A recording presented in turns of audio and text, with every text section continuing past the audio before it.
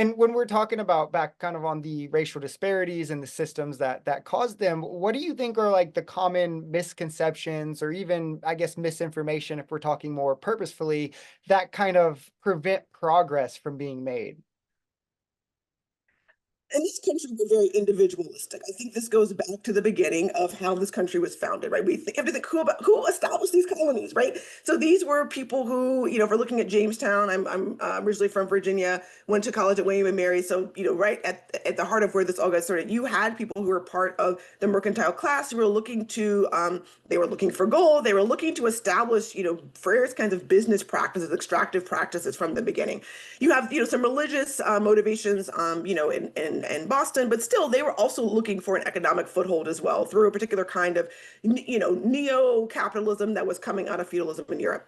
So I think, the misnomers are to constantly focus on this idea of individualism, this bootstrapping idea, as opposed to thinking about how all of us, yes, are individuals making choices, we have agency. But as I will often say, we don't all have the same choice set. And some things are more likely than others because of the structures that mediate those choices. So when you have that hoarding that I'm just describing, people who control the land, who control the factories, and if we're using our Marxist lens, there's no commons, there's no place where you can go to just survive outside of the system. So I live in New York City. You literally can be fined for just picking berries in Central Park because that is owned by the city, and it is not the case that you can just pitch a tent in Central Park. So we have a homelessness a population that's homeless, but like literally, if you can't afford to to rent or to own housing through a commodification of shelter, a core need, you are literally going to be homeless. There is no way around that. And there is no place where you can even go and pitch a tent in most parts of this country. And so to then say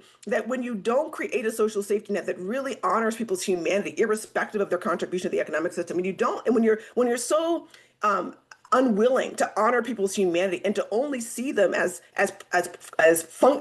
components of your production function, and then to tell them on the other end, the reason why you don't have is because you don't work hard enough. I think it really obscures the ways in which these systems, this is what I mean by systemic racism, systemic inequality, it's baked into the very policies. And then rather than address those systems, people are told that it's their personal failure as opposed to these structural inequities that have been with us for centuries. So I think that that's what dissuades us, because it's hard to sit with the fact that you have a government that does not work for you, but against you to maintain these inequities. And so that's why social movements like the modern civil rights movement were so powerful, because they finally overcome that resistance across, yes, racial and class and other lines to finally move the needle. That's what you see during the Civil War, where you finally had to have a reckoning around chattel slavery. But then we see that there's a reversal, there's a backlash, there's a return to this general logic of who's worthy of full human regard and whose interests will be met at whose expense. So I think we really have to do this work to say, yes, we have agency, but all of that agency still has to be enacted in social relationships that are and fundamentally held together through power dynamics that reflect violence, that reflect the hoarding of resources. And so it's not fair to then hold people accountable for those inequities when they do not have control over them. So then when it comes to doing that work and getting started, I guess first, like where or how do we get the ball rolling? And then and you kind of went into it, but is it more of a target on race, that the disparities that exist in race? Do we more so target class? Is it the structure or the markets, the system itself? Like, how do we get this done? In many ways, all hands on deck, and I have to think in levels of social organizations. I think some of what we're doing right now is what I would call the consciousness raising work, where even just to have the language for it, right? If we're using a therapy model, like you can't address a problem, right, until you name the problem, right? And a well-asked question is often half of an answer. So I think literally having language and frames and lenses to see this for what it really is where we start. So I feel like that's the kind of work you can do with your friends, right? So I have a book out called Fighting for a Foothold, but there are a number of books I would be happy to recommend. Dorothy Roberts wrote a book called Fatal Invention, which talks about race and how it serves as a political category. I can name all kinds of books that would bring forward even more of this consciousness around what race is and how it's related to other social categories. I think from there we have to think about where the power lies, and so then I think that's where we get to social movements at the local, state, and federal level. So at the local level, We can think about how we are distributing our tax resources, right? So, at the local level, most of your tax money is going to schools and police. And so, if you look at your local government and you go to those budget hearings, you should be asking questions about how they're allocating money to all of those different categories of spending, from healthcare to schools to police, and seeking to invest in what I would call pro-social things that actually invest in human development, as opposed to the social control arm, which is essentially dealing with the fallout of that underinvestment.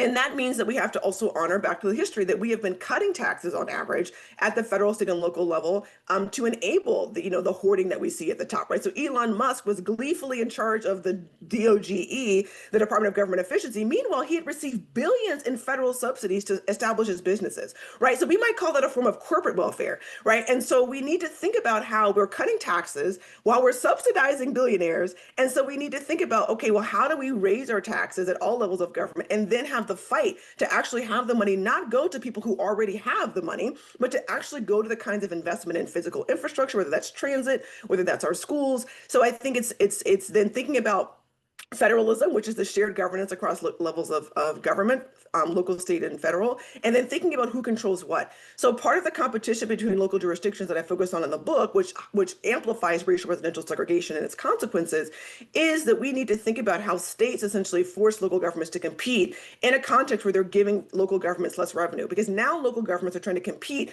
for high income residents and for businesses that will invest in their jurisdictions, because they're trying to grow their tax bases. But if you actually had broader investment at the federal and state level in public goods and services, you wouldn't have the kind of competition between local jurisdictions, right? We would be investing evenly, because all Americans deserve to have a high quality of life. So some of it is also remembering who has authority, and then pitching our political movements appropriately for the kinds of authority they hold.